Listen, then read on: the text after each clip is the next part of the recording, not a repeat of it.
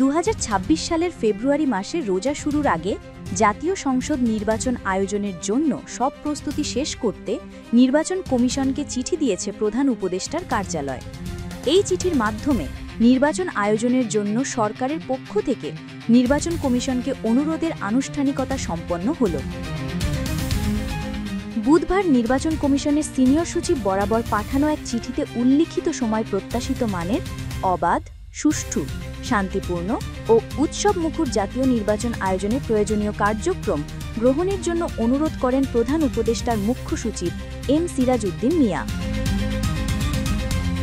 5ই August July গণ অভ্যুত্থান দিবসে প্রধান উপদেষ্টা প্রফেসর মোহাম্মদ ইউনুস জাতির উদ্দেশ্যে দেওয়া তার ভাষণে আগামী বছর ফেব্রুয়ারি মাসে রোজা শুরুর আগে নির্বাচন আয়োজনের জন্য নির্বাচন কমিশনকে চিঠি দেবার কথা বলেন।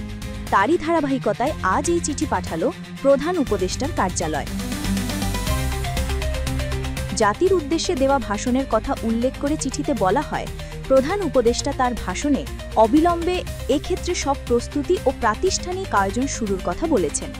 বিগত 15 বছরে নাগরিকদের ভোট দিতে না পারার প্রেক্ষাপটে আগামী নির্বাচন যেন মহা আনন্দের ভোট উৎসবের দিন হিসেবে স্মরণীয় হয়, তেমন আয়োজনের ওপর প্রধান উপদেষ্টা জোর দিয়েছেন।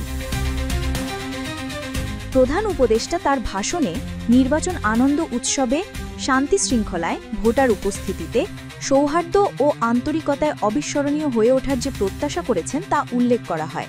নির্বাচন আয়োজনে যথোপযুক্ত প্রযুক্তি ব্যবহারের গুরুত্বারোপের পাশাপাশি একটি প্রত্যাশিত সুষ্ঠু, অবাধ, শান্তিপূর্ণ, উৎসবমুখর নির্বাচন আয়োজনে সরকারের সর্বাত্মক সহযোগিতার প্রত্যয়ের কথাও নির্বাচন কমিশনকে জানানো হয়। শেষে প্রধান উপদেষ্টার ঘোষণার ভিত্তিতে উল্লেখিত সময় জাতীয় নির্বাচন আয়োজনের প্রয়োজনীয় কার্যক্রম গ্রহণের জন্য অনুরোধ করেন প্রধান উপদেষ্টার মুখ্য সচিব।